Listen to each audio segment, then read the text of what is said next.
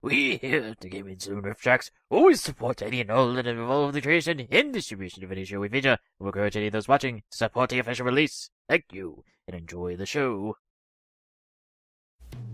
Good evening, ladies and gentlemen! Coming to you pre-recorded from our internet couch, this is the Gaming Saloon Rift Tracks for November 14th, 2015, with your host, Peacemaker2448. And Rapid Epsilon, because Clock is just MIA. Yep, he's just off the grid. As I was telling my mom earlier, he's just off the grid. So yeah, just in case anyone's wondering, we're recording this after the Nintendo Direct today, so we might be talking about the Nintendo Direct today, which we'll be talking about it yesterday for TGS, so... Which will be tomorrow for us, which... Have we confused you yet? If not, we're gonna try really hard to. just so you know, there's probably gonna be some overlap there, because fucking goddamn it, that cloud announcement. Oh, there's always overlap. I just don't know what to say. I don't even know what I'm gonna say tomorrow when we talk about this. I'm at a loss of words. I'm like, clouds in Smash.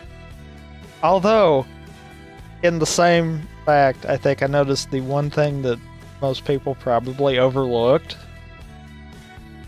Apparently, we're getting a Wind Waker stage. I think we're getting back the Wind Waker Brawl stage from the looks of it, because it looked like the Wind Waker Brawl stage. I don't care. Well, it's still a very good stage because you're on a. I don't think it's the pirate ship, but you're on a ship and the King of Red Lions is in the back, so you can like hop on that little small platform there, or you can hop on the big ship, and it kind of takes you through like clear, open sky seas into like a tornado where the ship gets sucked up into the tornado, and you're battling on the ship as it's being sucked up to the tornado, and then you like crash back on the ground, and you kind of cycle back through that. Huh. It's one of the pretty good stages from Brawl. You know what would be neat? What? They did a Wind Waker HD remake for the Wii U. Yes. It would be neat if they did a remake of that map and it wasn't just the exact same map ported over. They might tweak it a little bit. Like, kind of bring it up to Wind Waker HD specs and bring it over. They probably will. Because that would be cool. But yeah, what's bad is that actually confirmed that inadvertently. And everyone's more focused on Cloud right now, so I'm waiting until that hits home, and then it's going to be like, oh. Well, people always have that delayed reaction whenever a new fighter gets announced. Of like, hey, cool, we're getting a new fighter. Wait a minute, that means we're also getting a new amiibo of this character. Oh my god, it's all over again. I'm just like, oh my god, I get to own a little statue of like Cloud now. Even though we've technically had like merchandise of Cloud before. I think we've had at least the Advent Children Cloud and the Player Sky line. Which I think Player Sky is like 8-inch, so that's like pretty tall. That's taller than Pickle Art stuff. Because I went investigating Player Sky to be like, you know, maybe one day I can pick up Sora from this line, but it's like 8-inch, so I'm like, nah. If it was 6-inch, that'd be perfect. Anyway. So, what have you been watching?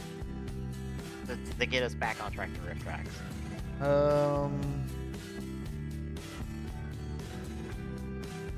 Not really much of anything outside of the YouTube stuff that I usually do.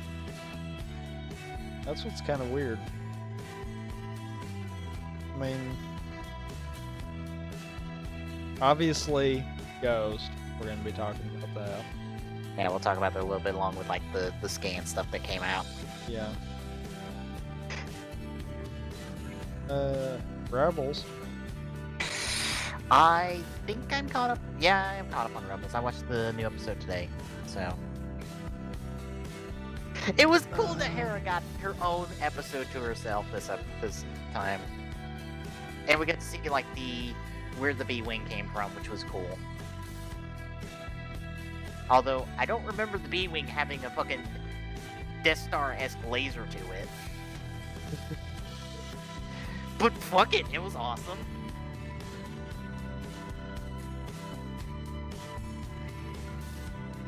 But plus, we gotta get as many cool moments out of this cast of characters as we can, because, you know, by the time we get around to like when the New Hope started, or A New Hope started, we kind of have to get rid of these characters because we can't have them around. Which more than likely means they're all dead. Probably. Maybe not. Well, I assume we're setting up Ahsoka to die to Vader. Because we can't exactly have her, like, spoiling who Vader is. True. Because she kind of knows.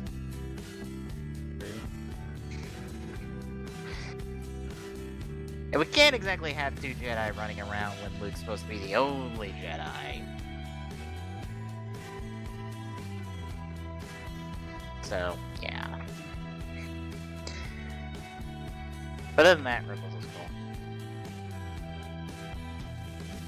I will be flat honest, I have not caught up on Arrow and Flash this week. I have been busy these last couple of days because studying for test, getting everything, all the prepping for test, because I still have a test Monday and I have to do like a couple day prep for that. And like usual homework stuff. So it's been a long couple weeks. Or a couple days, not a couple weeks. Long couple days for me. I have not got a chance. I've gotten to watch Agents of S.H.I.E.L.D., but that's about it. Which, Agents of S.H.I.E.L.D. is continuing to be cool, and having little nice stingers at the end of episodes and being like, here's the thing for the setup next week's episode, and it's like, you damn it! Because it's like, oh, we're set up this character as like a good person, and then we pretty much go, yeah, no, she's not a good person by the end of the episode, and I'm like, fuck. Well, I'm totally expecting the twist with the Gemma and her isolation on the planet now, because they're obviously going to do that at some point. I'm, like, Gemma was stuck on a planet for like 3 months. I'm totally expecting that the story she told Fitz is false. Either because she believes that's what happened and it didn't, or she's lying her ass off. And that is the most comforting story she can tell about what happened. Although there is a little bit of evidence that proves her story true, but I'm like, I don't know. Maybe more evidence will show up, though. Yeah. I mean, people are speculating that the planet she was stuck on was Mog, the living planet. Yes, that is a thing in Marvel Comics. Don't worry, DC has its own equivalents where a planet is actually a Green Lantern. No, I'm not kidding. Within the Green Lantern Corps, there is a living planet that is a Green Lantern.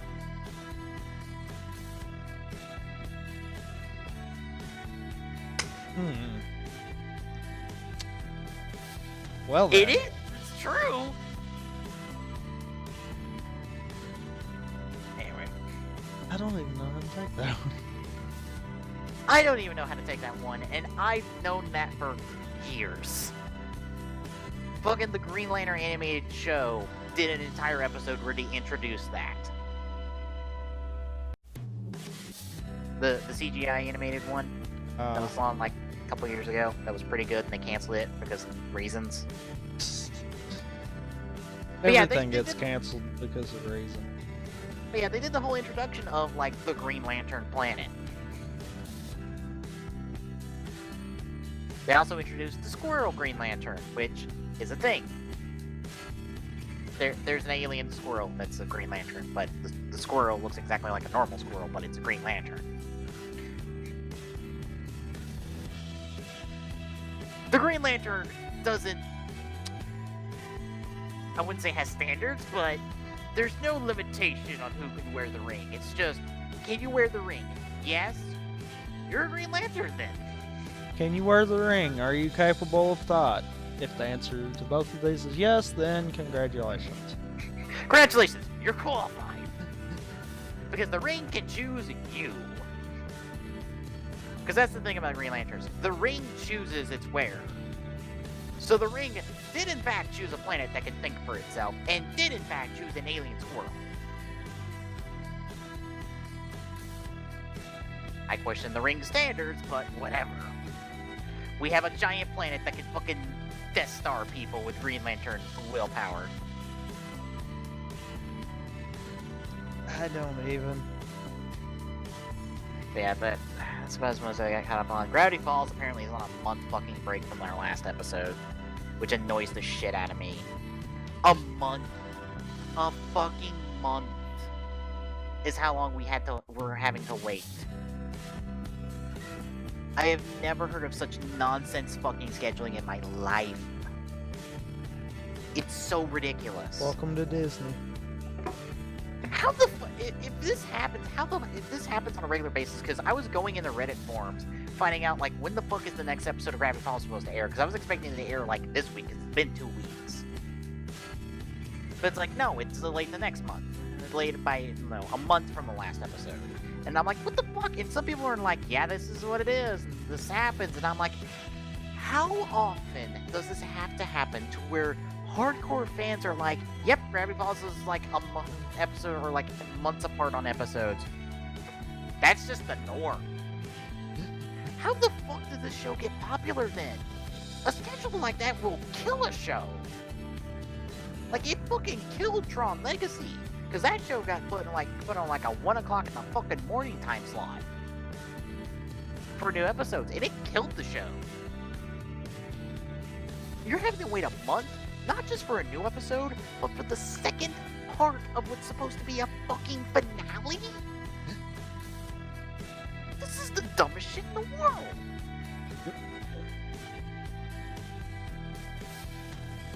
I guess I'm lucky in the fact that, like, I hopped on after the entirety of season 1 premiere, so I could watch the entirety of that in one go.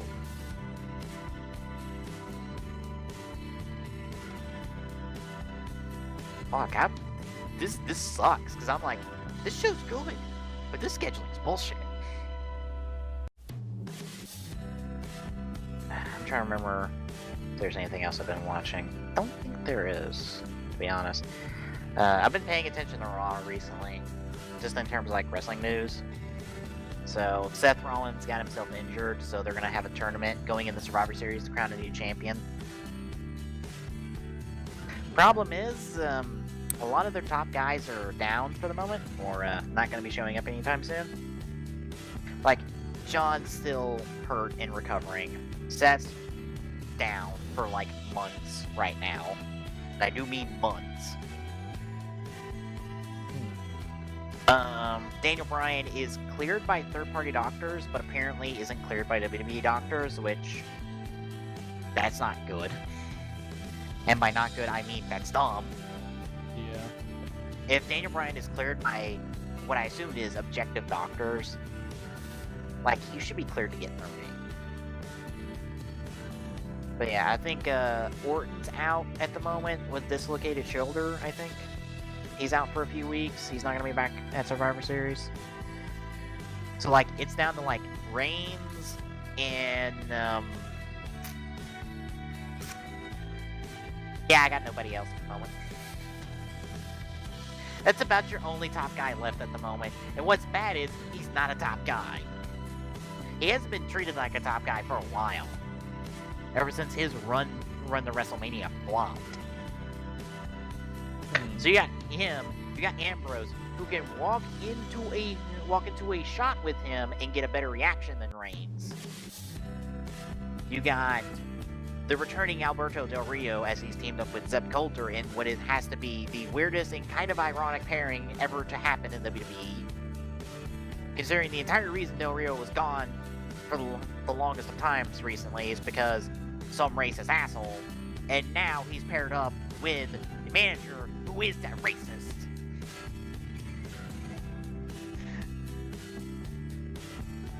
But no, he's turned around now because he's all about America, Mexico, happy, joy. This is still the dumbest pairing in existence, but what the fuck ever. Del Rio's back, and I guess that's something.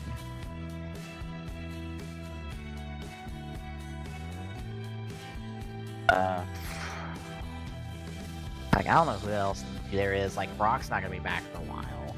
Taker's not gonna be back for a while, so.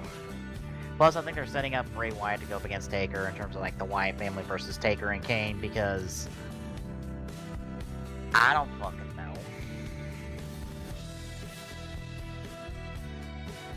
Oh yeah, there's even things happening that are important, I guess. I don't give a shit about what's going on with the Divas, because apparently they don't either.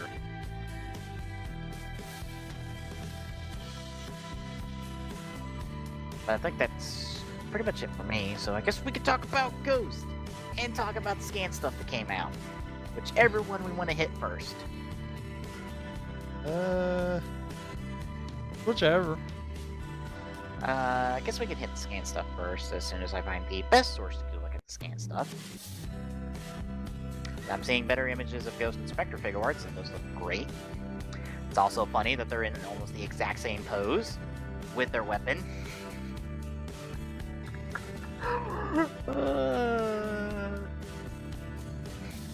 Anyway.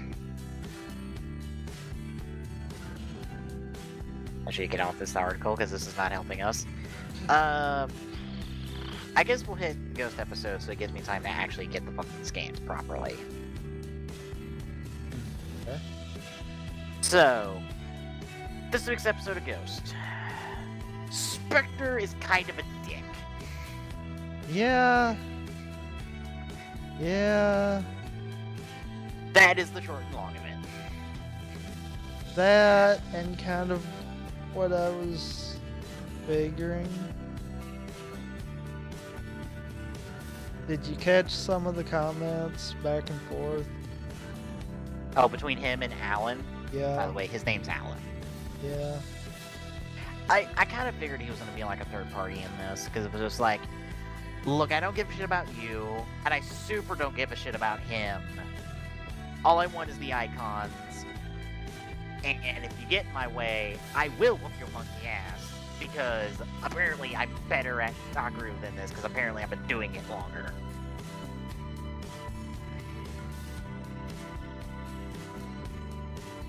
So yeah, pretty much Spectre makes his proper debut this week, and gets fucking 2 form changes out of it, along with his normal Spectre form. And he just whoops ass all episode. And no matter what Takaru tries, it's always countered. It's just all outright countered, and just he can't do shit. Which I'm like, I think we kind of needed this. Just so Takaru has a big wake-up call of, I do need to get stronger. And he's going to have to. Well, and it kind of makes him realize that he's not the only one they're doing this now. And serious about it anyhow. Yeah, and he will have to fight for the icons now. Which, by the way, he lost Edison this week, and almost lost, I think, Newton. Yeah, he almost did. Yeah, I thought it was Newton. I wasn't quite sure, but I was like, blue icon, that has to be Newton. Although it doesn't help that we already have another blue icon on the list. And I was thinking it was just Spectres. Well, not the Spectre icon, just Tutankhamun's, because it's kind of that shame. It's more turquoise, but I would think, looking at a distance, it might have been that. Anyway. But yeah, that's a short one of this week's episode. We kind of end with just kind of this, like, begin to have this location now as a site for something. We're not sure what. And Takaru's trying to, like, figure out what to do from here. And Spectre's like, well, I'm halfway there on getting all this asshole's icons. And, yeah. This week was a lot of action and not a whole lot of story. Which is going to be changing in the next couple weeks. Yeah, I feel like we need to get to the story part of it. In all seriousness, like, this is been good for character development, but I think now's the point where it's time to shift over to that and actually see what is going on. Well, speaking of next episodes, this coming week, we have, of course, the Beethoven icon, which has a fantastic sound to it. Because, of course, it has the dun dun dun dun that's always associated with Beethoven in it. I just love the sound of it.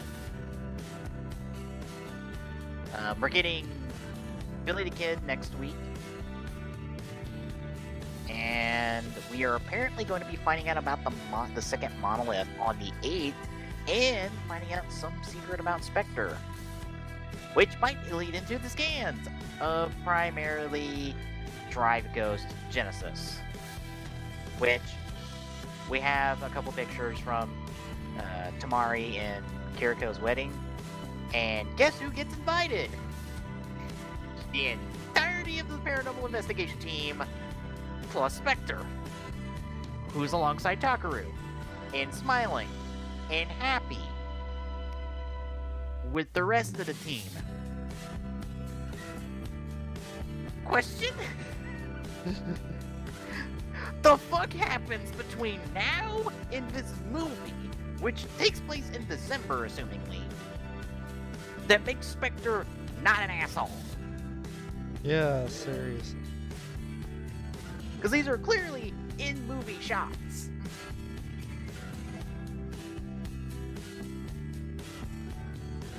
But yeah. I think, though, in this episode, we kind of got a little bit of a hint. Because did you notice what the kid said at the end? About the cool guy that referred him to them? Yeah. I think... Part of me feels like that might have been Spectre. Yeah, I think it was on HAU I saw someone speculate that he might have been somebody who, like, went to the temple back in the day, like when he was younger, and he still remembers it. Which is why he kind of knows where the temple is, and he kind of just showed up this episode and kind of just stood there and looked at it, and then kind of just walked away. All very weird-like. Yeah. Also in his hands, we have the fucking pairing of the hammiest of the hammers in terms of these two shows, Sage and Jun, or Chief as we always call them. Who can out-ham the other? The man with 1,000 expressions, or the man with 1,001 made-up bullshit explanations of shit?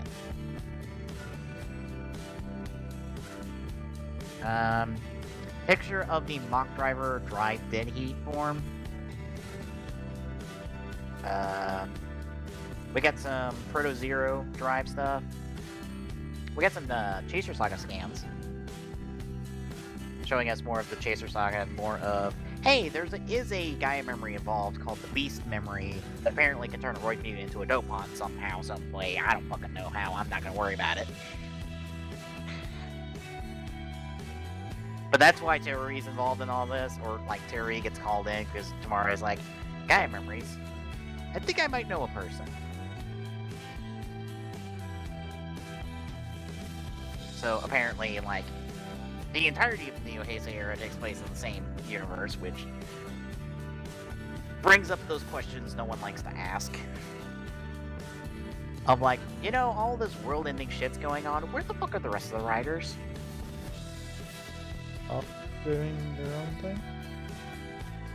Well, that's always the answer, but we never confirm that answer.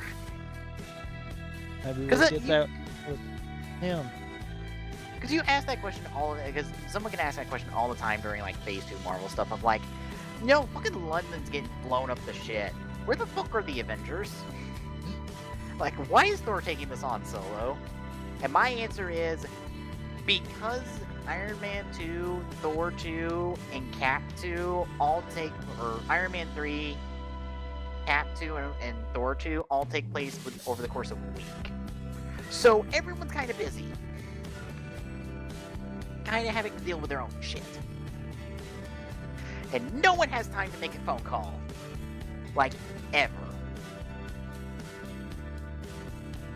Also, like, 2/3 of these people would not begin to try to make a phone call to anyone. Let's be honest. The only one who would make a phone call would be Cap. And because of how his movie is structured, he kind of can't trust anyone. And he's also on the run for, like, the entirety of the movie. So, hard to make a phone call there. Although, where the fuck is Banner during all this nonsense? I don't know. I guess he's going zen because he doesn't want to Hulk out. Even though he is in Iron Man 3 at the end of the movie, as Tony's the one who's telling him about the entirety of the movie. Of course, I love that scene where he's just like, "Why are you telling me all this? I am not your therapist. Also, I'm the last person you should be talking to about getting therapy. You know, anger issues, my rage monster in me." Yeah.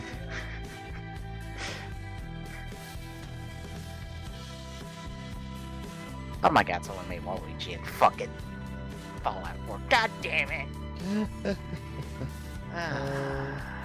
Anyway.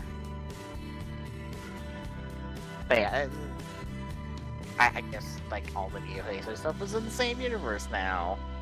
Thus confirming that whole thing apparently Toei's trying to do, where all their stuff is in one universe. Backstories be damned. We're just gonna retcon everything together and just hope it all fits. Which it doesn't. Now watching everything, I know this shit doesn't fit together.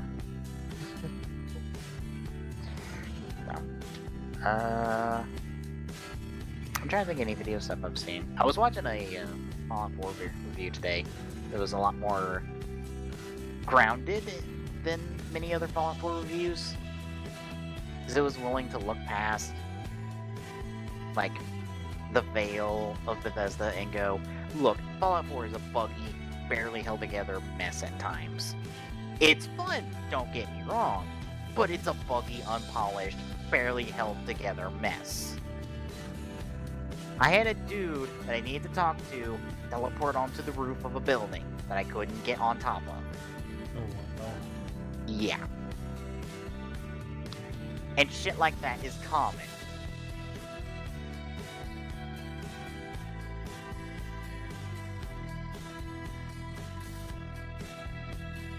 So, yeah. It was nice to hear someone, like, go, yeah, Bethesda games are buggy and unpolished, and we should call them out for that. And not just go, you know, that's the charm of Bethesda.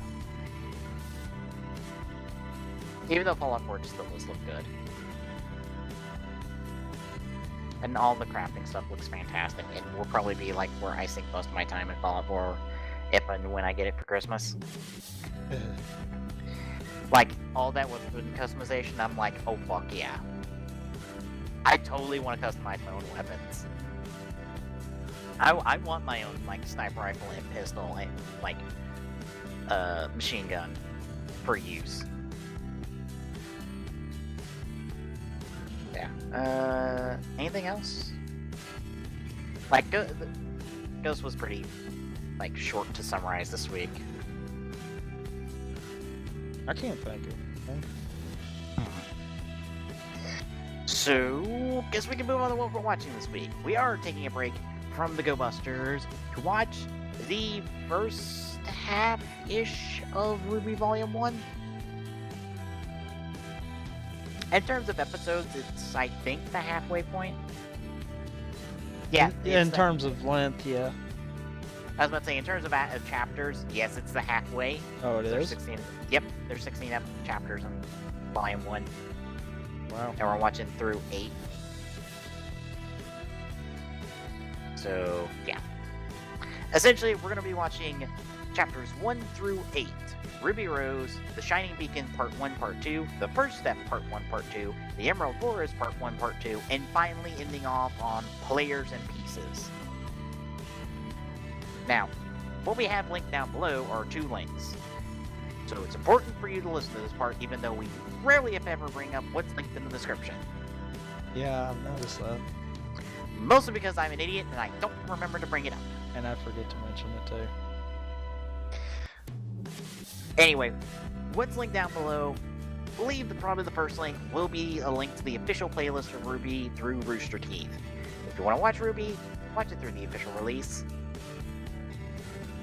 But for timing reasons, and to help alleviate the stress of having to do a countdown after the end of every episode, and also to prevent any type of issue in timing when it comes to the refish of the autoplay of said playlist, we're going to be watching a supercut that does exist on YouTube through an unofficial source. Which will be the second one. But if this is timed exactly like how the supercut on Netflix is, which is a official release, if you do have Netflix, you can watch that alongside us for the official release. Confused again?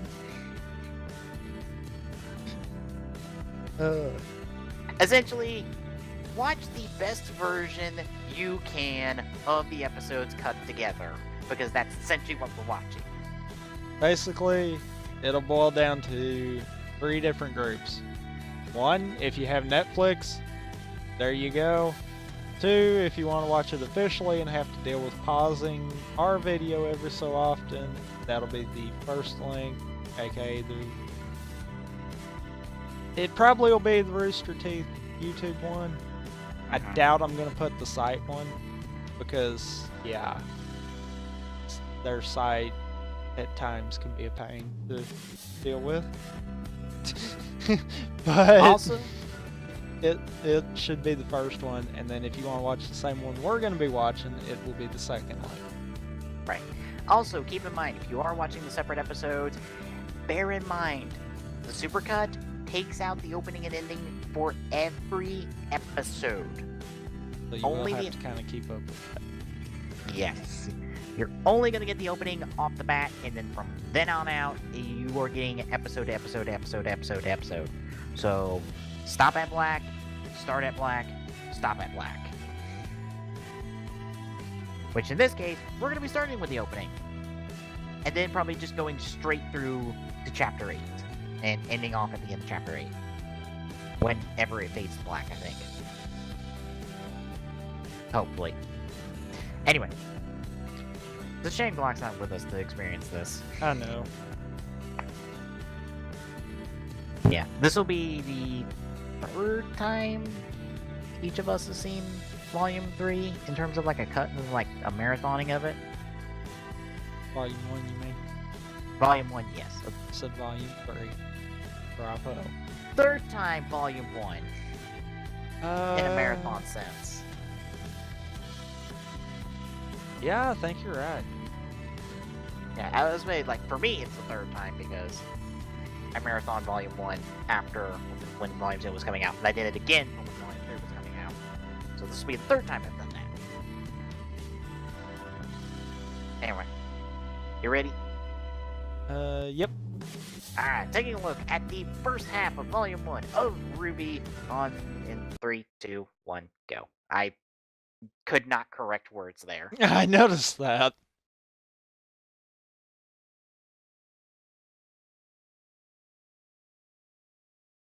Yeah, we can have words going into this, but we got like a fucking hour plus of shit to go through, so we got plenty of time to talk.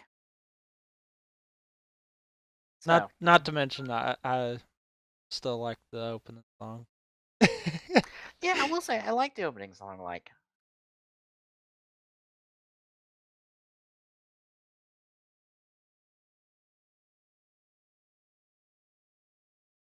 oh, I was about to say like PayPal sending me a. We've noticed weird activity on your PayPal account.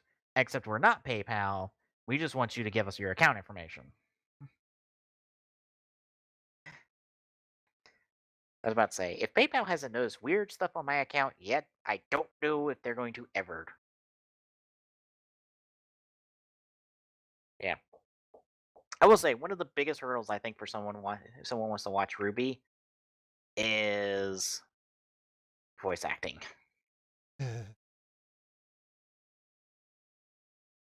You know what I just thought about? What? If they're watching the first episode, They're not getting the opening off the bat. I know. Yeah, we I forgot to mention that. well, Whoops. I said it was certain with the opening off the bat. Also, I think the Netflix cut is just the episodes cut together. So you don't get the opening until after the end of episode 1, I think. So where it normally is. Yes. I think it's just literally like the episodes cut together without dealing with the credits in the opening. So I think you only get the credits at the end.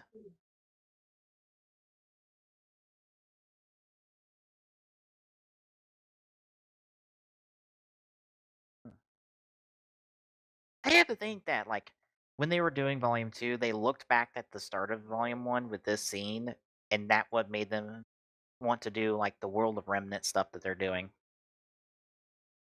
Because it's all in the same Probably. style. Either that or maybe they planned on doing that with Volume 1, but it just wasn't feasible. Yeah. Because look at all the changes between Volume 1 and 2. Yeah! Like, that's the one thing I was noticing in Volume 1 of, like, oh my god, all the shadow people that are not important. It was kind of that comedic thing, though. Yeah. And it fits to a point, but they can't hide important characters as easy. Yeah. I feel like how they've got it now, it's easier to hide those important characters and they can have more fun with the backgrounds. Mm-hmm.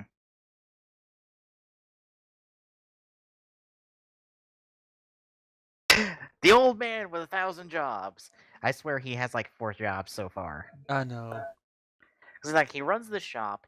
I think he runs a stall and during the tournament right now. Yeah, he does the food stall. He does something else in I think Volume 2. And I think he has a 4th job. Like he has like 4 jobs, and I'm like, I think he's what just the hell? jobber. I think like literally anything that they need a person to do, they plug him in. Yep. And it works.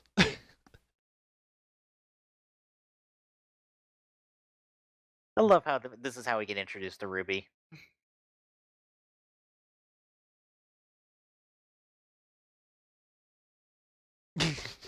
I'm just like, this big tall man trying to rob a little girl and gets his ass handed to him immediately. And I love the reaction though. It's like, are you trying to rob me? Oh. It's like, fuck you. No, not gonna happen.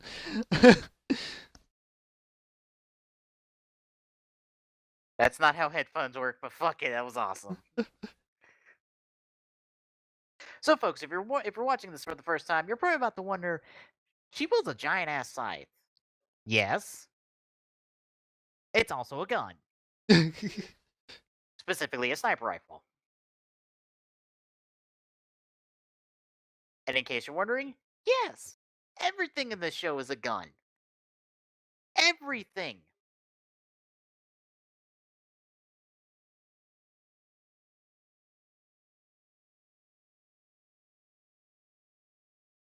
Including that cane, which is apparently a flare gun. But it's still a gun. Yes. And boy, he makes quick work. Mm-hmm.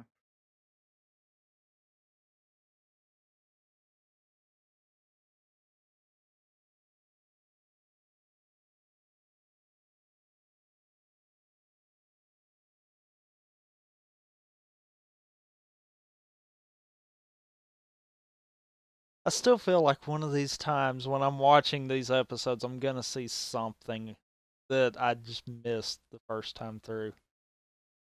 Well, that happens all the time. Like, Nostalgia Critic was doing that series with like really famous movies, like in Ghostbusters when they you've seen Ghostbusters, right? No. Oh, well, in Ghostbusters when they bust their first ghost, they have a scene where one of them is negotiating pay for it. What you don't notice the first time around is that his partner, or one of his partners, is feeding him all the numbers in little sign language things as he's negotiating.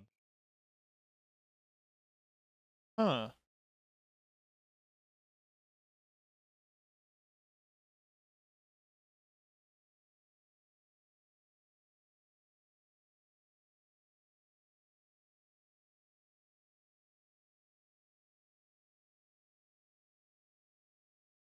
I just love how Ruby is just like standing there watching all this madness happening. Well, you know, to a point, she has to be in a combination of shock and awe.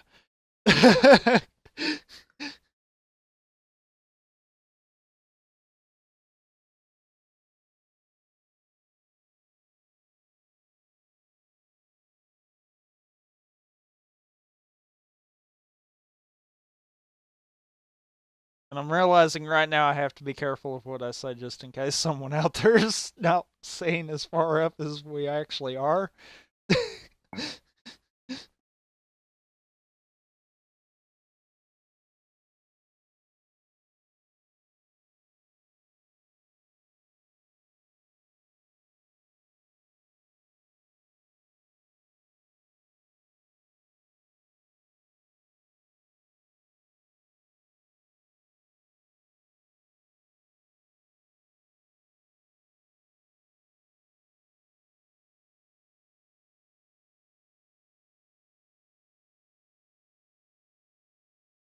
And that is still a point of speculation to this day. Yeah. Also, love the classic, hey, the security footage. That's also the same footage that we used to show the episode. Well, you know as well as I do. That's a trope. Yeah.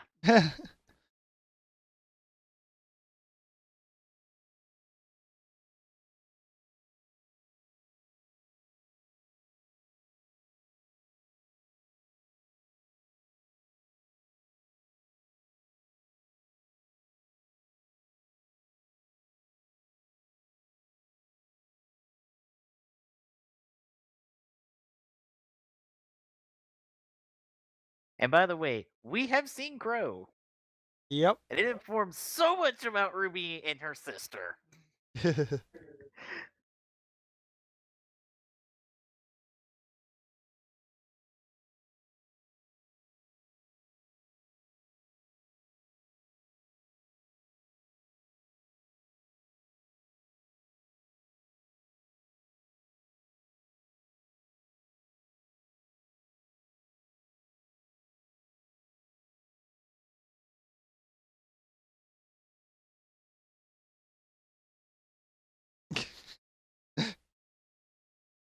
I just love the reaction they both give her. Yep. I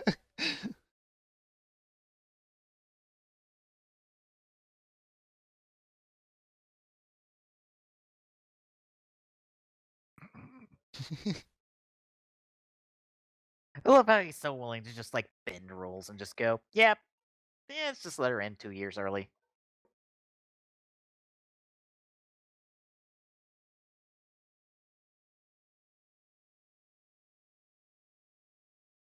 Yes, all of these silhouetted people. That get filled in next season. Yeah. Ah. Well, we continue to just work on this show aesthetically.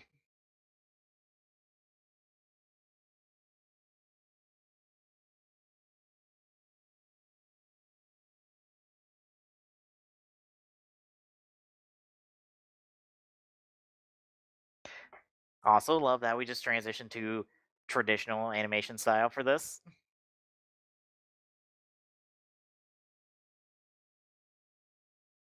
Which we don't get this ever again. Yeah, no. I'm starting to think that like that was kind of a last minute kind of deal of we do this kind of old fashioned style just because we don't want to animate this.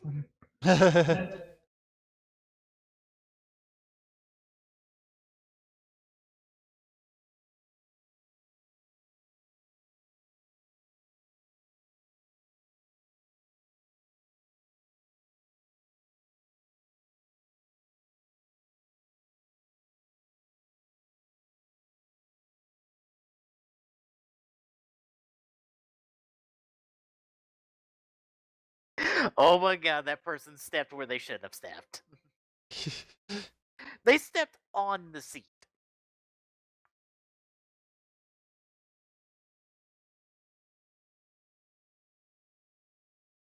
Hi, John.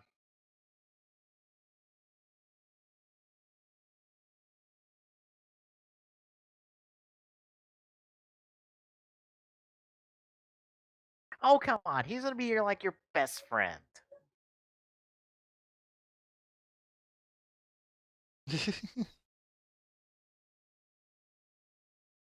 And that is when you would have normally gotten the actual opening of Volume 1. Yeah. But we just cut straight to Episode 2.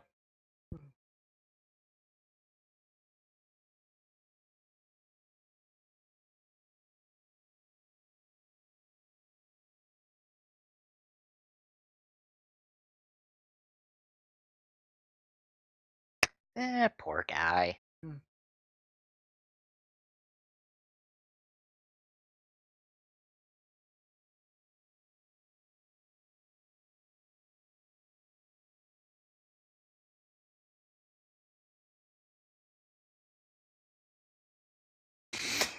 And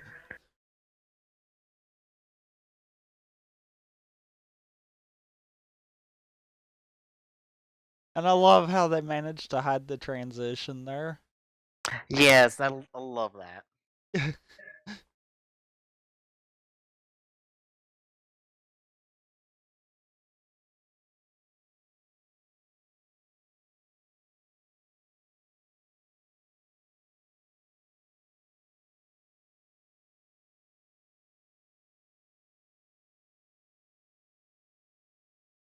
Those people that we'll never see again.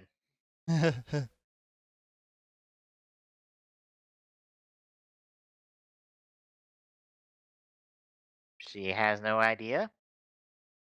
Just kind of said that. I mean, I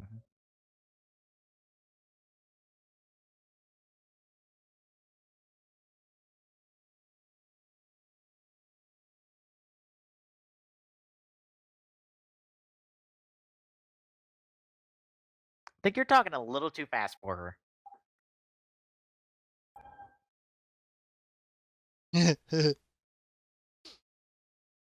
kaboom.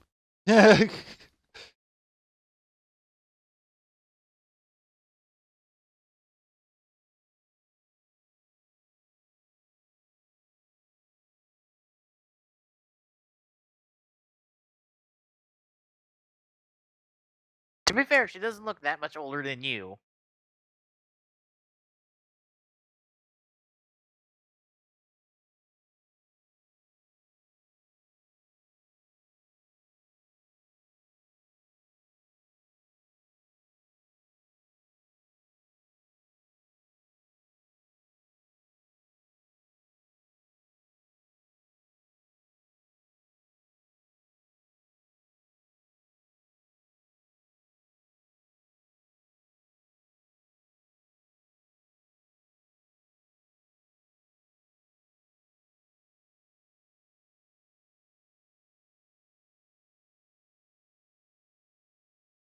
Guess I'll clue in on everybody on the theming of things with RWBY. Everyone's name kind of has something to do with color. Also, certain people have relations to each other because of more theming with them. Like Ruby, Yang, Blake, and Weiss are all based off of female characters from fairy tales.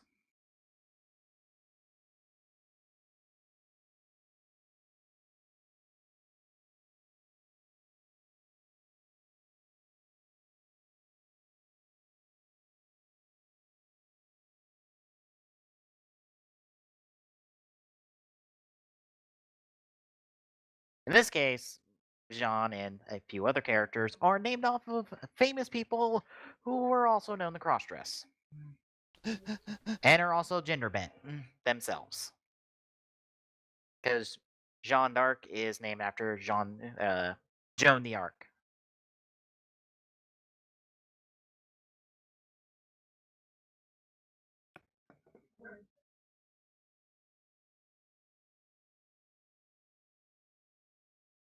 Absolutely nothing important. They're not even a gun. Nope.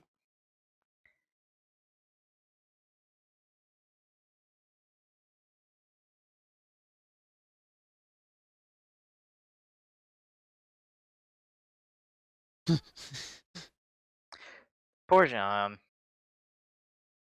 He's the only one on the cast that doesn't have a gun at all.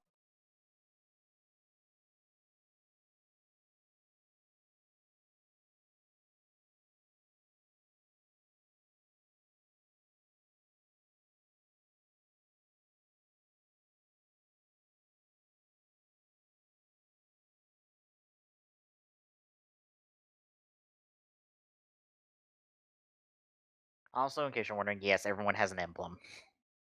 Everyone has an emblem.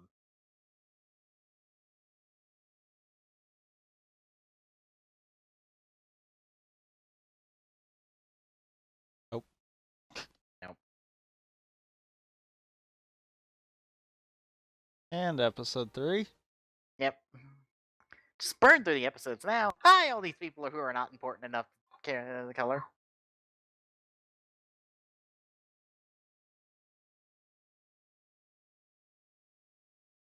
Yeah, they're not important enough yet. Yes.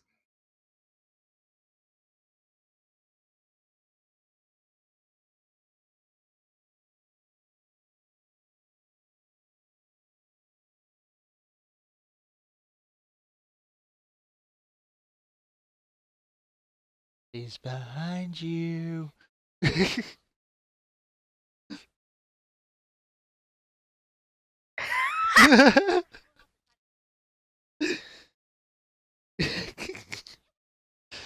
Like voice acting otherwise, I just love the dynamics of these people.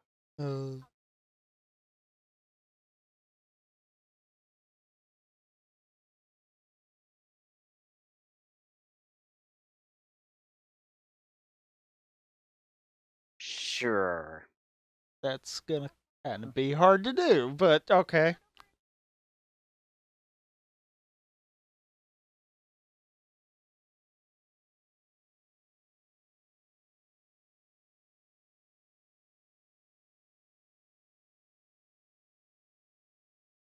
And that's the start of something.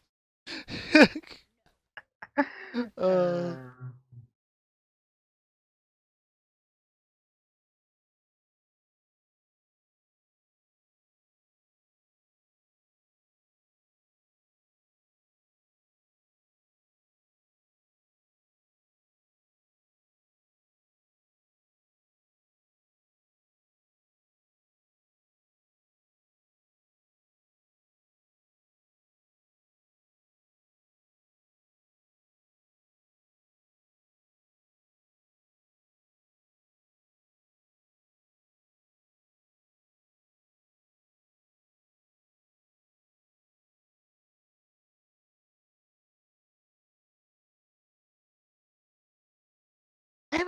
I have a theory about that, okay. especially considering that dialogue. We know how like uh, Ozpin has all this clockwork imagery associated with him. Yeah. What if that is just like some kind of like time delayed copy of himself while he just like sends out while he's off doing other stuff? Like maybe his semblance deals with time for some reason. Yeah. Like similar to how Blake's is. Yeah. Which I guess technically isn't a spoiler right here. Well, we haven't really gotten the semblances yet, but nah, we'll get that out of the way for folks. Well, if I'm not mistaken, don't we don't actually get to know that's what it is, but I think we'll wind up seeing Blake's semblance in the big battle at the end of all this, so Yeah, we see Blake's, we see Yang's, which Yang's is the whole like kind of catching fire, eye color change, whooping ass thing. I think it's one of those we get to see a lot of them, but we don't really get the meaning behind it or what exactly they are right yet. Yeah. I think we also see rubies all the time. Because apparently it's like hers is speed. I think is what. I can't think of her name at the moment. Shit. What she said. I can't think of her name, but she says it's her speed. And it's like I guess it's like the rose petal trail she leaves everywhere. Yeah, that would make sense.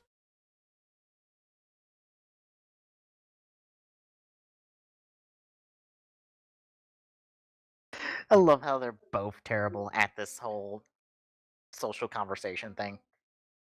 Yeah.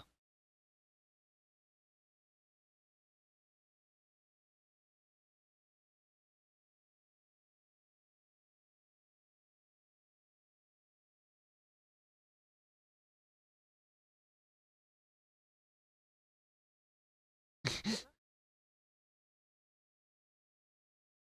wonder if that will come into play anytime soon.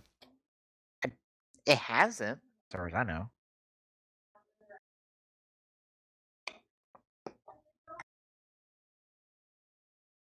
I don't I don't think we know. have It, it. it might.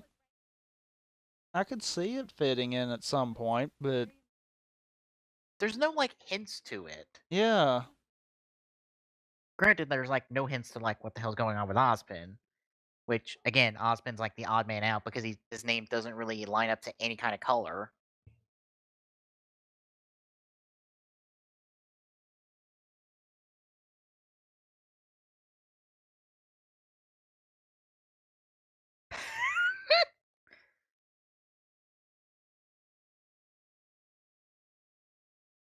I love how Blake just doesn't give a shit.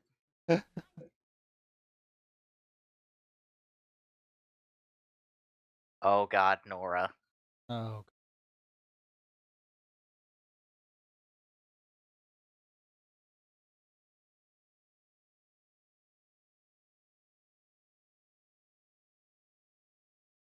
Oh my God, that was an actual brand of what is it? That was an actual brand of toothpaste right there. I can't think of the brand at the moment. I didn't pay no attention to that actually. I just recognize the label. Crest, that's what it is. Crest. Ah.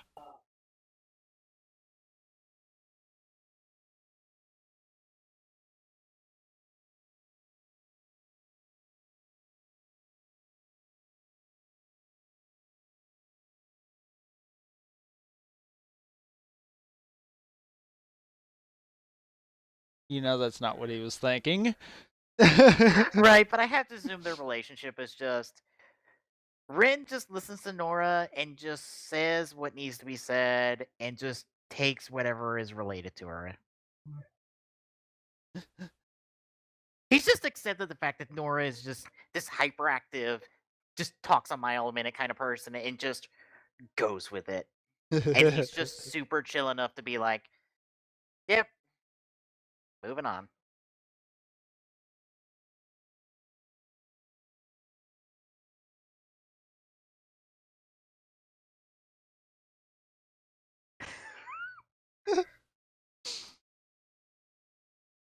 Also, as a piece of trivia, Rin is voiced at this point by the late Monty the guy behind the series. And I must say, with the new volume, the guy they got replacing him, I swear, sounds spot on. Well, I think it's because it's his brother. Yeah, but still, siblings can have differences in voices. Mm-hmm. So I don't know if that's literal. He's vocally that kind of strength or not, but either way, that is impressive. Although I think Rin at this point in Volume 3 has got more lines than all of his combined appearances. Yep.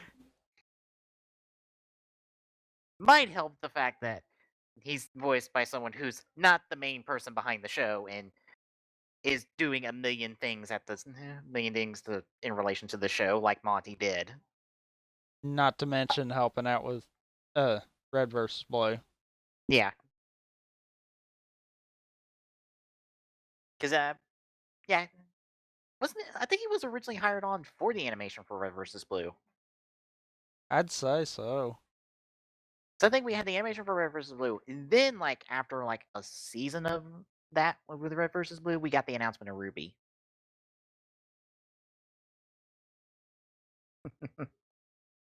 I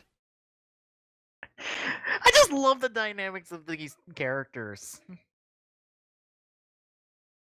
Like they're all just likable in their own way.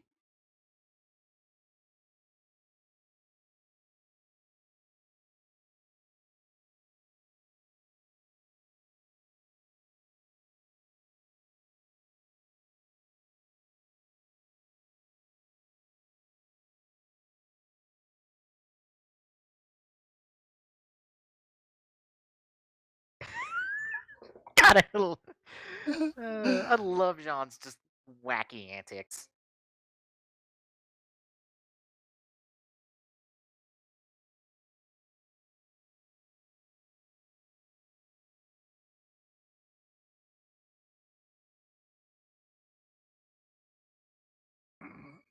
That was on purpose, and you know it. Yeah.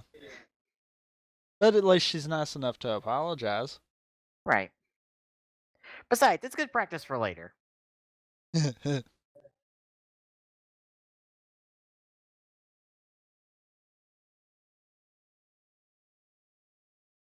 That, and probably the assumption that all they look for is confidence. Just saying.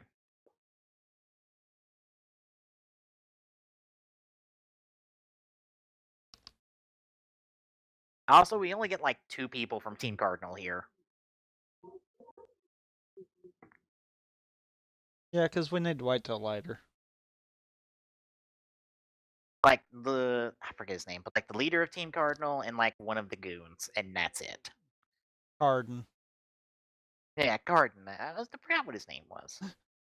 I'm like, your name is not important enough because you just show up in Volume 1, get your ass handed to you, and we call it a day on you. Yeah.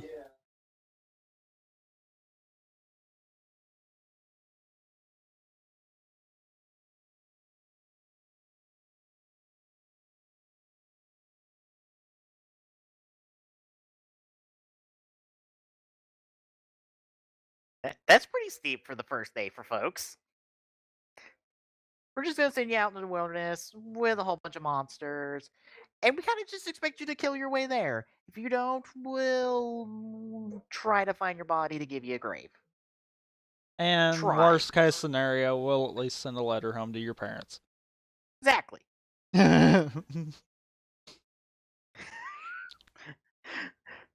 Once where I just love how he's ignored.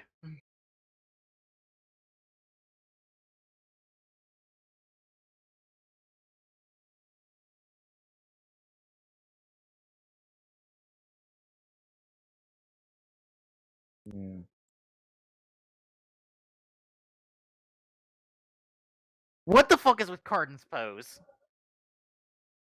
Look at that nonsense. I know. What is he, a fucking bear? Apparently. Gang with their goddamn aviators. You'll figure that out soon enough. Hopefully.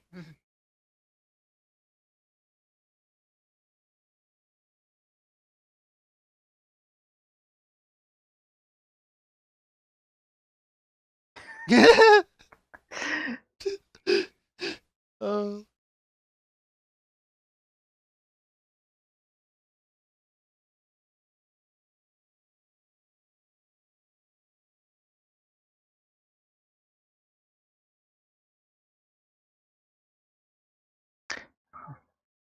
And Yang's just like, I'm just gonna go rocketing forward more. Well, why not?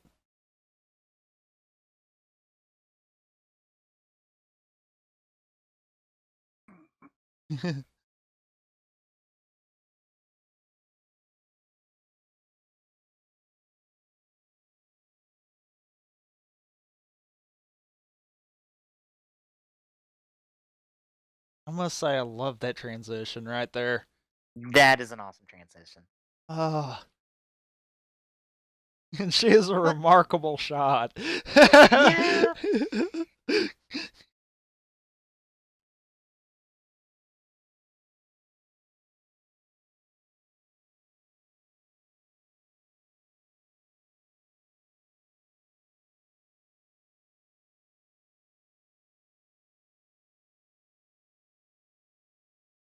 At least we acknowledge his good points. Yeah.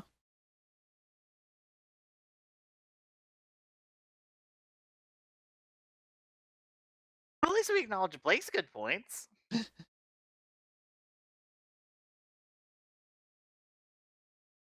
And Wise.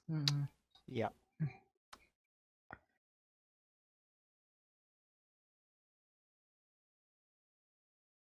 And nope, nope, nope, nope, nope, nope, nope. Not having any part of this.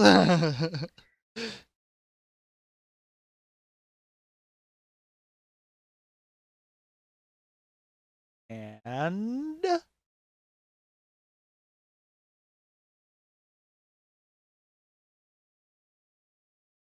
Damn it, damn it, damn it, damn it, damn it, damn it, damn it. Get over here, damn it, damn it, damn it. The owner of the spear?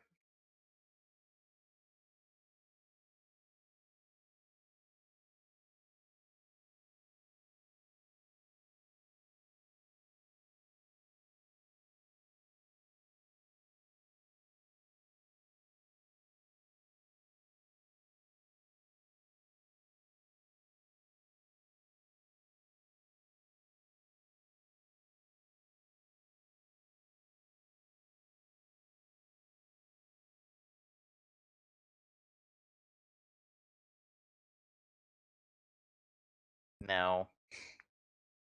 Never.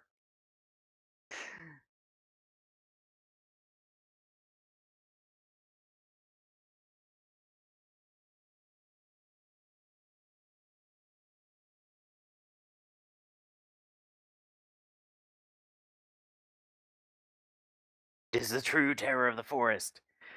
Bears! spiny bears. Yes. Although technically, I don't think those are technically the bears, but they're close enough. I think Gang is the one that deals with the bears most. Yeah.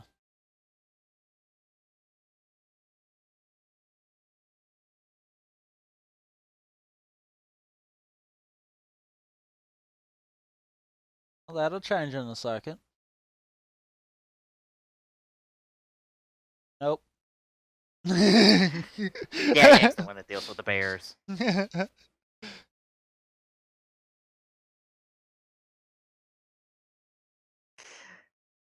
will say, the shotgun gloves are, like, probably the most inventive weapon I've seen on the show.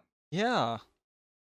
Like, that's not something that you would expect to be a thing. Yeah. Like, the rest of the weapons are, like, bladed weapons that turn into guns, or guns that turn into bladed weapons, but hers are just, like, this true combination of a thing that is a gun, but also a weapon.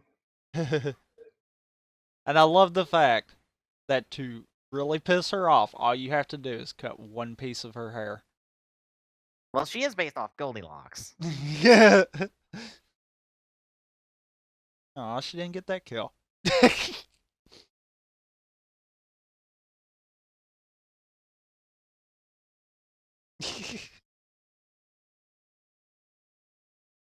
Very true.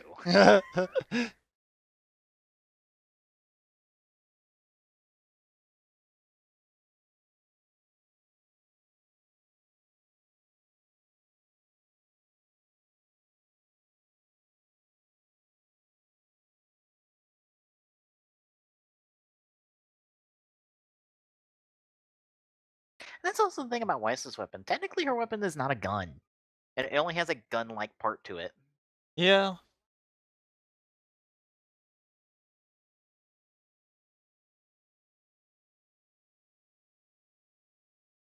I've also wondered, like, recently, if they're not going to get weapon upgrades at some point. I don't know. Like, is there, like, the one person we keep seeing Yang paired up against? Like, I wouldn't be surprised if she claims his weapons at some point. True.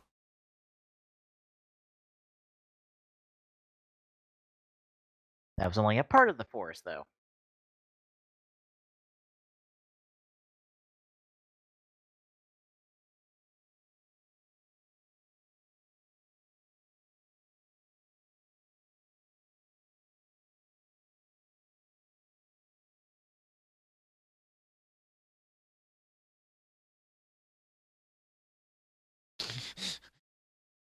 And all that set up just to go, yep, that's a big tree. That's also a big feather. Yep. Welp. Yeah. That's one of those And until the feather lands completely, you don't realize that that is a big feather. You just think it's really close. yeah.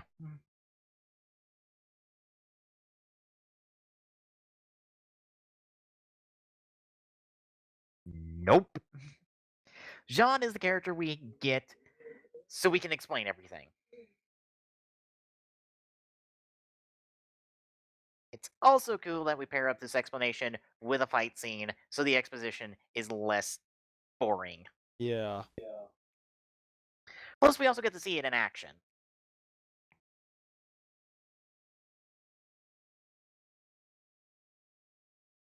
I also have to think it's like kind of a meta thing that the character Monty voices is the one that demonstrates this. Yeah, I noticed that too.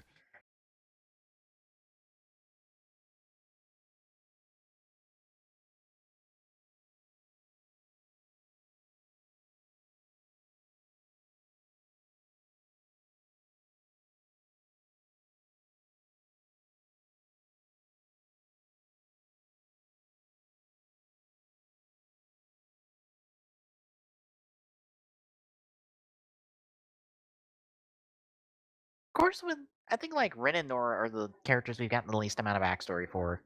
I think over the course of the 3 volumes, Yeah, I think you're right. which is odd because they have like this close relationship.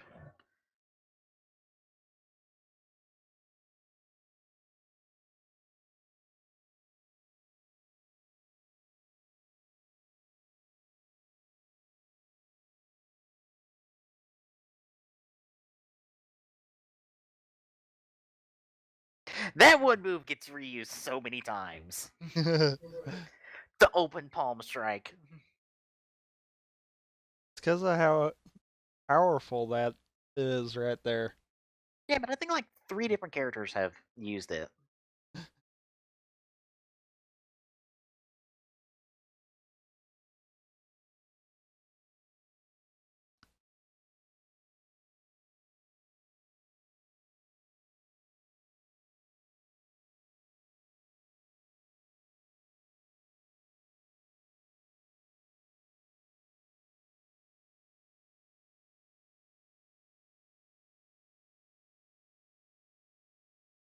Although I've seen some like interesting theories about Volume 3.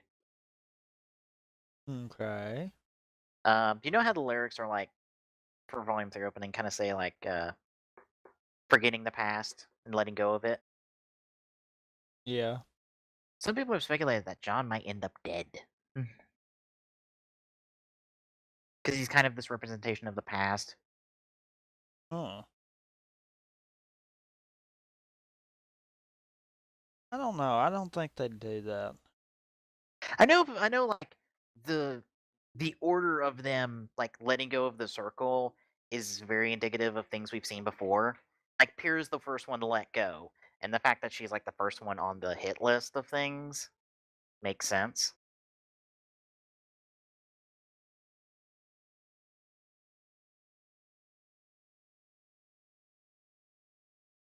Paying attention. Nope. Looking after his someone I assume is related to him. I just don't know the relation.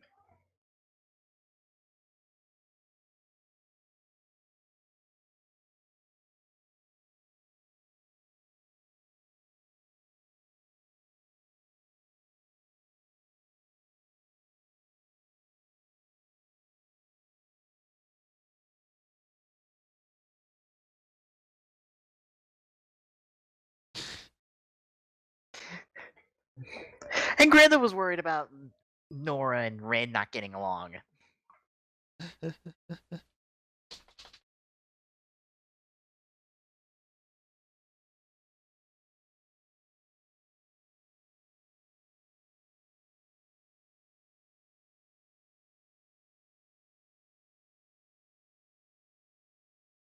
That was some sinister line that goes nowhere, to be honest. I think it's just a decoy line. I don't know. Some of the stuff we've gotten out of the Volume 3 opening, I almost think that's supposed to draw parallels to something we get later. Yeah. I really do.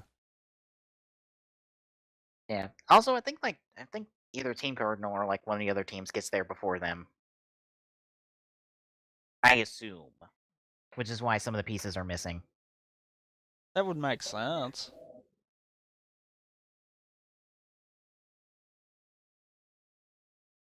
And there goes your torch. And there goes the 5 more fate because yeah, you done fucked up. Mm-hmm.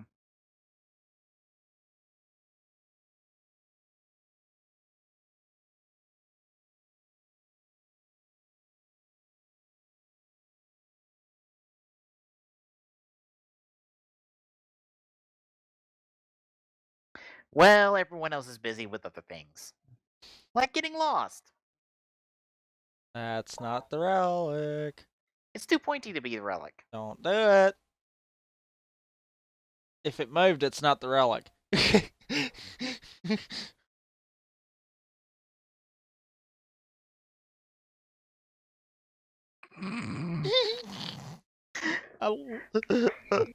think Blake's too distracted by what's above you, which apparently happened off screen, that we never get an explanation for. But I could just assume what happened.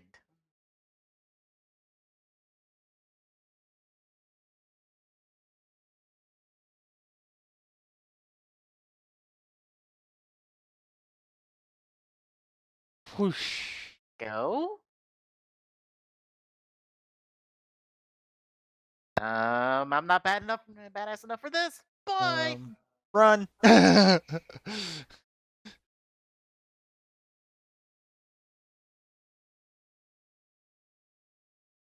Don't worry, we get a little bit of like why the hell Ruby's falling out of the sky.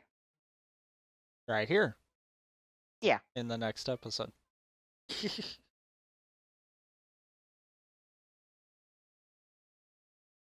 I have to assume that this was some stupid, dumb idea of Ruby's of like, let's hop on the back of some giant Raven Grim and ride it to the temple.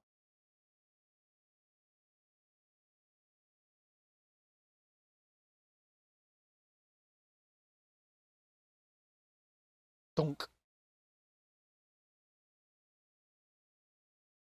Puppies.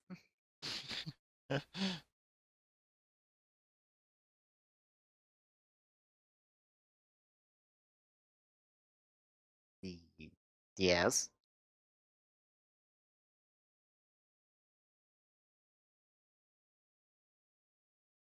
And of course, Nora would ride a Grim. Yep.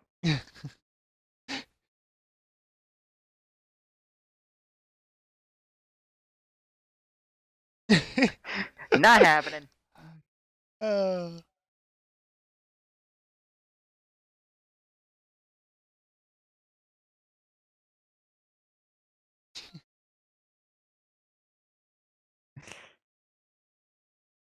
Yep.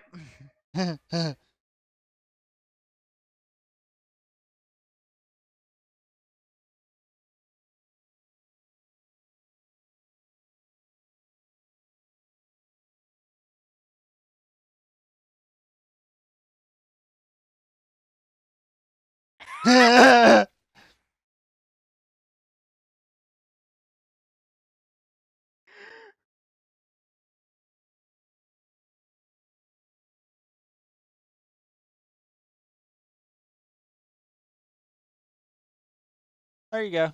I love. You were about to say the same thing as I was, weren't you? The fact that everyone just sits there for 2 seconds, literally. Oh, I was gonna say like Nora is actually mentally timing it. You do realize you can't fly, right? No, John's a leap before he looks kind of guy.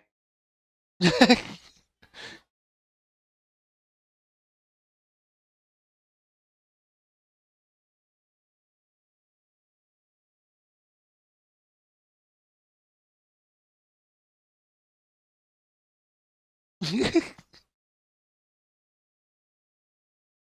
love how Pierre just gets knocked around like she's nothing. It's like she's like the most experienced person here, and she just got knocked around like it was nothing. It's probably a bad sign.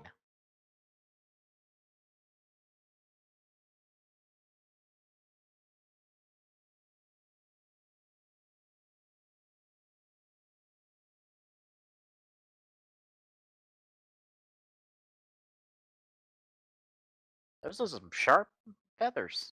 Yeah. Sharp enough to kill someone. Mm-hmm.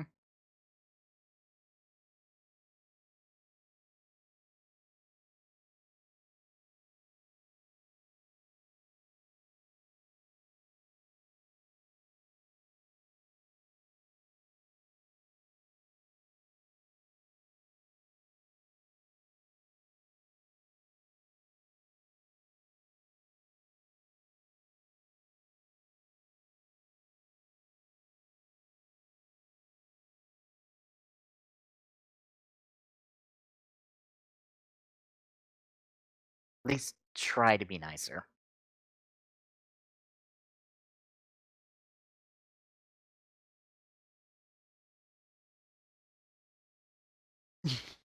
Ruby, there is nothing about your life that is normal. Let's be honest here. True.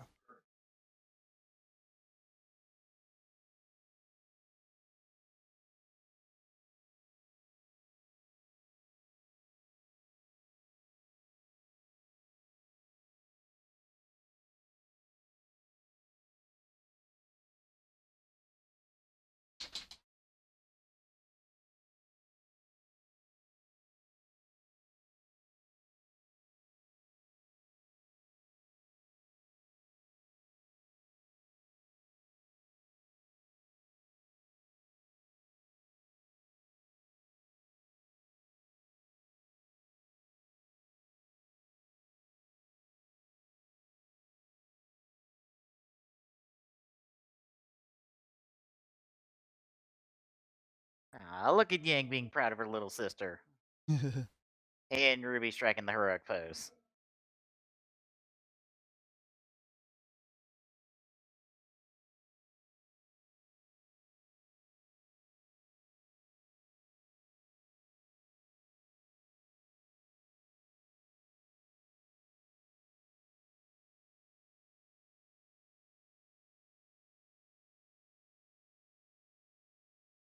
Now we get the best fight scene of Volume 1. Yes.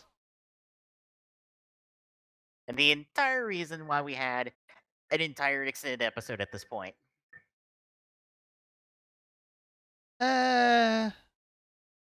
Kind Of of. course. I think this was the longest episode at this point, and they purposely made it long.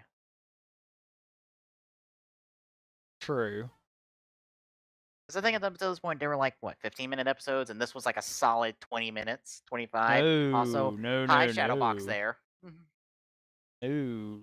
They were floating anywhere between 5 and 8 minutes Oh until yeah. this one. Oh yeah, I forgot they were that short back then. Now they're like 15 minutes.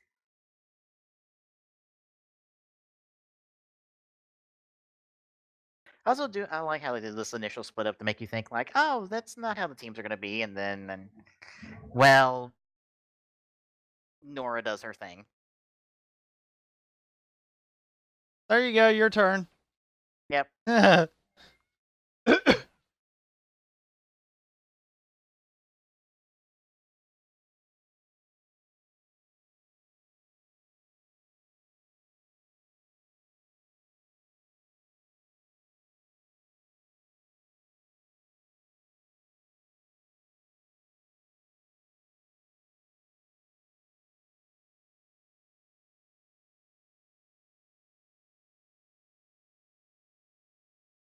I have no idea why the crescent rose extended fully there.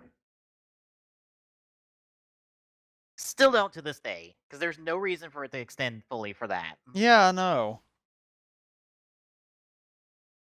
Unless it was a case of maybe she was preparing in case that what happened actually happened. Yeah. Well, she doesn't use the blade at all.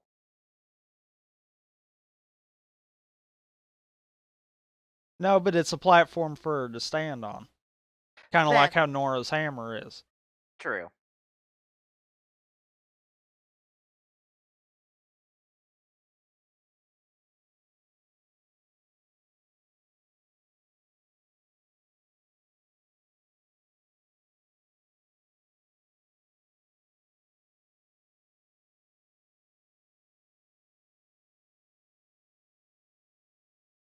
Poor guy gets knocked out of the fight too early.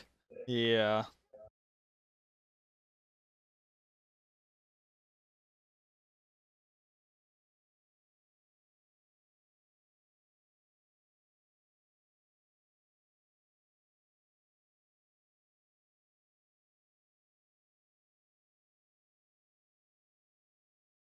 We're just like, You know, God damn it.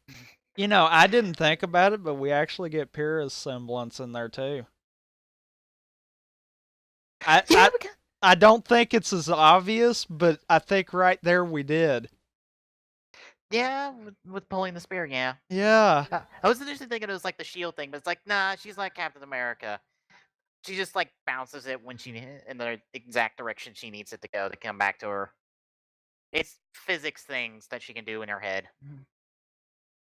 But I happened to catch it right there. I think we actually did get it there. It's just no one really could spot it. Yeah. And that was clever. Mm-hmm.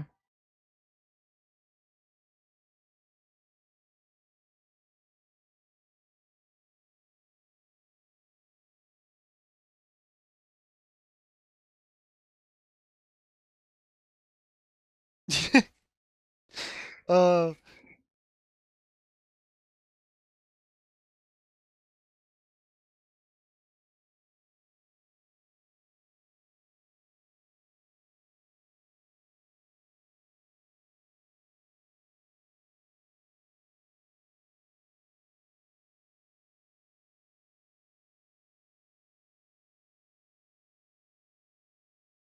Yep. This also makes me excited for getting Crow this week. I'm just like, yeah. if Ruby's this good, Yeah, I know. what the fuck can Crow do? Wielding what I have to assume is a scythe, even though it doesn't look like a scythe.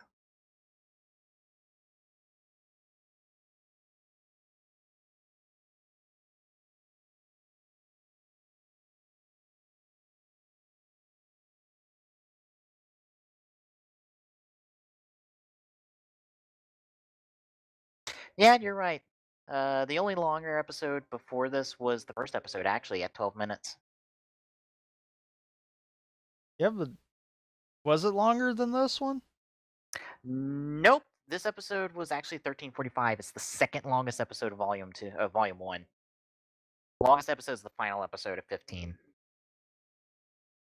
Huh. Which then the whole like 12-minute normalcy comes into play in Volume 2. The shortest episode there, I think, is 12:41, I think? No, 12:36, and it's the third episode. Yeah, they've progressively gotten to that 15-minute marker. And that's honestly I like that better. Yeah, the 5-minute episodes were just brutal. Which I mean, I get it on the first volume because I would venture to say they were limited on what they could do. Mm-hmm. But I'm glad to see that they didn't decide to stick to that and they built on it. Mm-hmm. Uh, Yeah, getting 15-minute episodes, or yeah, 15-minute episodes a week is so much better. yeah.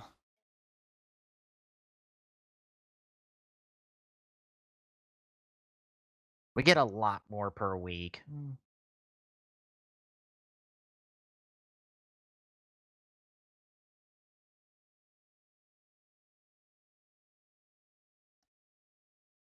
And we get our cliffhanger story. Yeah, which technically lines up to where we're supposed to stop. Yep.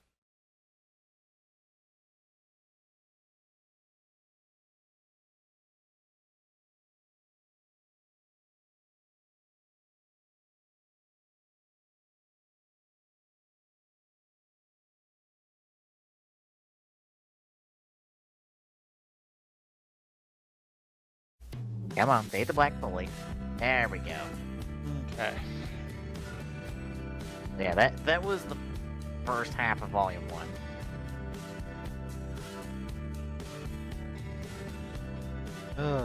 Which leaves us only like an hour short of finishing the whole thing.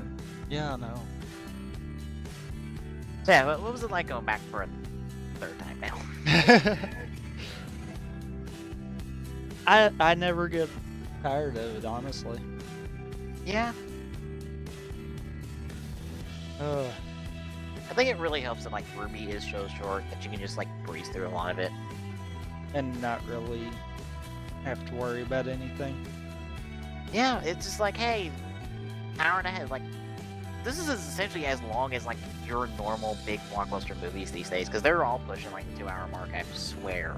Yeah. Like a 2-hour movie is like becoming the norm, and I'm like, some movies don't need to be 2 hours.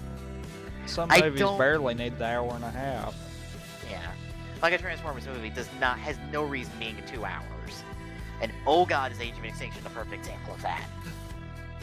God, that didn't need to be 2 hours, and it felt as long as that 2 hours, if not longer. This is like, hour 53 minutes, you get introduced to everybody, you get a sense of who they all are, and we pretty much set up the rest of Volume 1. And we're done. And we get some cool fights in between. Like, that's like the strongest point of RWBY, is that it's short, and it goes, yes, we're short, and we use this time wisely. Which is great. Because Yeah. there's so many shows that are the full 30 minutes even that fail to use the time wisely. Drive at times. Yeah. I'm sure Ghost will follow that at some point. Oh, I think people already have it with like sometimes with like the team at times. Already. Well, I can see it because like sometimes they kind of just like they focus a little too much on arguing. But I think like now at times, whenever they start arguing, they kind of just fade it off into the background as we just do other stuff. True.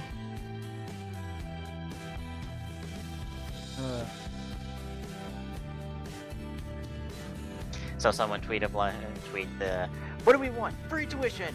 Who's gonna pay for it? Still working on that. Hey, keep working on that. I would like to not have to pay exorbitant amount of money just to get a fucking degree so I can get a decent job. Because like, as much as people like joke about this, because apparently like some student was on Fox News talking about trying to get free tuition and stuff, but not really having a plan on how to pay for all this free tuition. And I just go, shouldn't we at least try to go, hey, we kind of need to move towards college being free for people, because it's starting to become a requirement. At least a basic degree. Mm-hmm. I mean, I could understand the specialty one, yeah, you have to pay for, but I mean, geez. When I would it's say, getting like, to where you gotta have a 2-year degree for any job, yeah, something needs to give. Yeah, we need like, there needs to be free college for at least an associate's degree. Yeah. Because most people can get away with an associate's degree, to be honest. Me, on the other hand, nope, I gotta go for that bachelor's. So that's an extra 2 years for me, but... Like, I could see something like with yours, yeah.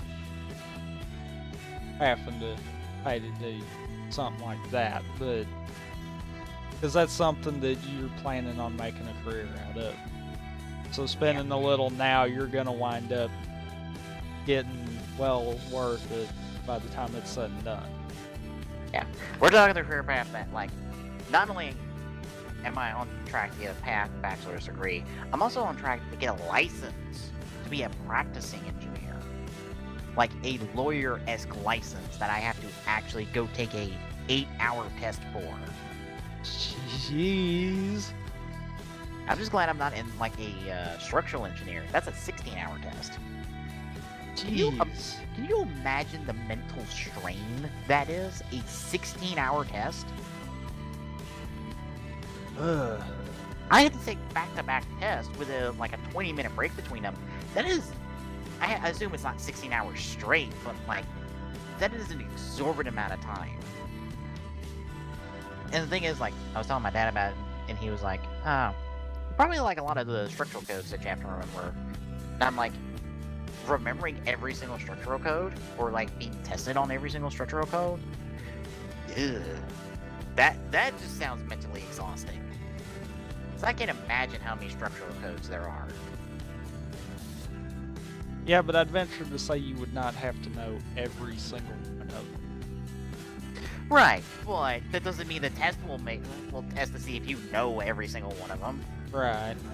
And bear in mind, this test is a pass or fail. I don't know what the threshold for that is. Yeah, the threshold. I was trying to think of the word for it, but the threshold is between fail and pass. But all I know is it's pass or fail. And that second test, because there's a first test I take after I graduate, and then there's a second test I take after being under a professional engineer for 2 years. For that second test, I can bring whatever the fuck I want for that test. I can fucking ship in a shipping container full of books. As long as my ass is the one hauling it. If I feel necessary. And I'm like, okay, I understand bringing in a good chunk of notes and stuff for this test. But if we're talking trawling in a pallet full of books, I have to ask what the fuck this test is at this point. Because I'm not one to try to overkill on the prep. Especially on the, I hate to say this, but it kind of is, to me, crutchiness of that. Of being yeah, I bring in all these books so I don't have to actually remember stuff. And I'm like, okay, if this is your job, you're actually supposed to remember all this. Yes and no. What? I mean, I would have to think that at least the basics of it, yes, you would have to know. Yeah. But knowing specifics of every detail, I don't foresee that being something you would have to know. Well, yeah. I'm just bring in reference books for charts and stuff of metals in terms of properties and stuff like that. That I get. But bringing in some basic textbooks and some basic note stuff to remember stuff, no. No, then you're just making sure the test you pass this test. I am not that way in the slightest. I would rather fail the test on my own accord and then pass it because I brought in everything I fucking need to pass this without trying. Because this is an 8-hour test. This is an endurance run. It is an endurance test.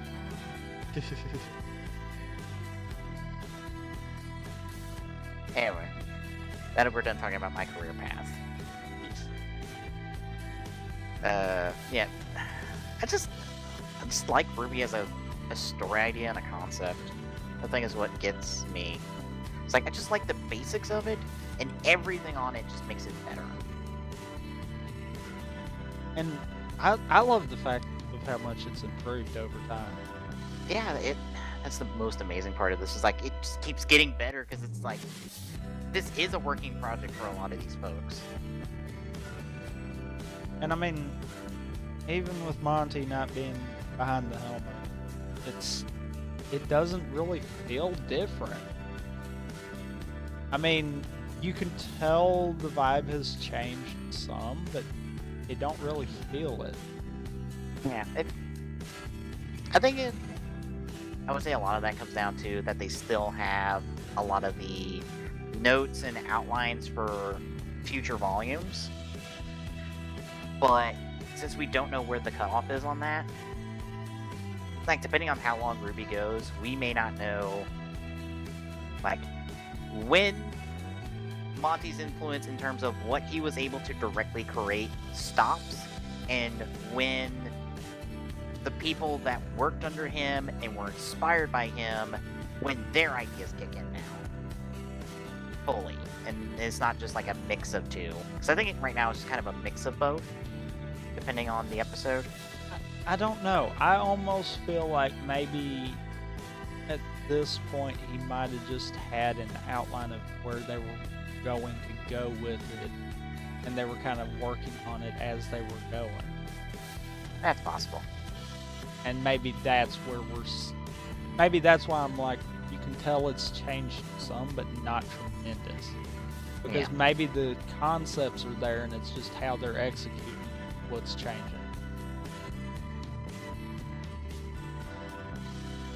I don't know, though. Yeah. Man, RWBY's just like, it's this fun little show that even with its quirks and like its complaints you could have about it, I love it, quirks and all. And it's like, to me, it's honestly better than Red vs. Blue. The whole reason I'm here is because of Red vs. Blue. I have to agree with you on that. Although I honestly think like Red vs. Blue, I think has improved over these last few seasons. I think they've really found its own. It has, because it, and I've noticed that too. It's went from the weird joking mentality to it's got that still to it, but it's actually got meaning behind it. Yeah.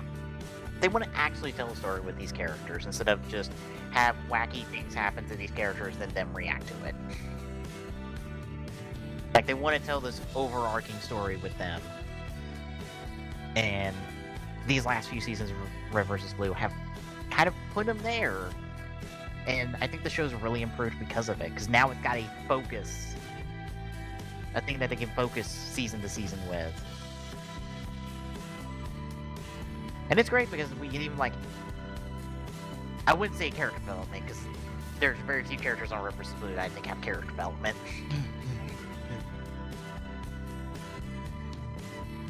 I think, Tucker, Church, and I'm trying to think. Carolina and Washington are probably the only ones who really have character development over the course of like all the seasons, to be honest.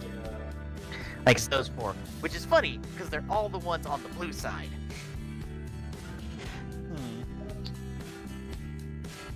Like, no one on red side has any type of character development since episode 1, to be honest. I think that might change in time, but for now, I don't think it is. I think Griff, like, has changed a little, but he's still kind of just Griff. Griff will always be Griff. Yes. But yeah, that was the first half of RWBY Volume 1. If you want to check out more, it's all free. It's all out there. Go pick up the DVDs. Go pick up posters and stuff they sell. I don't know all the shit they sell in terms of merchandise. What's kind of sad is I still haven't picked up the DVDs for Volume 1 and 2. I kind of want to pick up the DVDs at some point.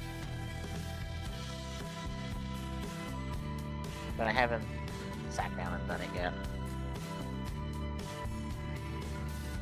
Yeah, they got DVDs, they got posters, they got scarves and shirts and pint glasses and keychains and buttons and statues and figures and all sorts of stuff, so there you go.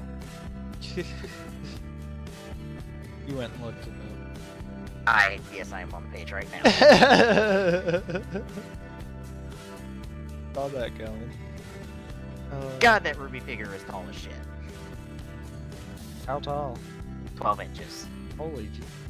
That is twice the size of the Rider figures I have. Granted, it's also $168. Yeah. Blake's $150. Ew. The statues are cheaper than that at $34 a piece for the main 8.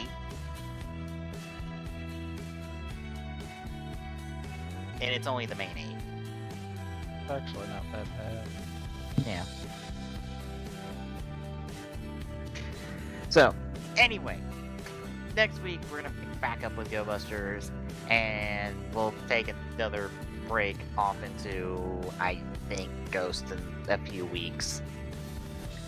Probably by the time, like, right around when we hit the December Christmas break for Ghost, we'll probably pick up a week of Ghost. Right around That right around what might be our week break for Christmas. Probably. Because I don't think we've decided yet. I know Christmas is on like a Friday we would do TGS, and I don't know if we're gonna do TGS then. I'm kind of voting on no, but we'll decide later. Yeah, I'm thinking no too, because it's like, it's Christmas, we're all gonna be busy. I doubt any of us will have time to sit down and do TGS. Plus, I don't want to spend Christmas Eve looking up articles. Yeah. That is the big thing. Do I want to spend 2 hours on Christmas Eve doing up articles and doing up release dates? No. Okay. So there'll be some kind of shuffle there because I don't think we need to go 4 weeks between the TGS. So there'll be some kind of shuffle to make that work out better. We might just do TGS like the next week and like just put out something Christmassy then. Like record something like super far in advance. Just be like, ah, hey, here's something for like the Christmas special, like for Christmas on Friday.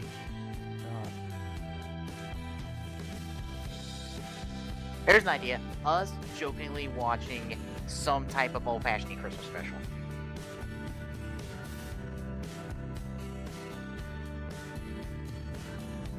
That or being. That's a thought. The better question is with that: what Christmas special? Yeah.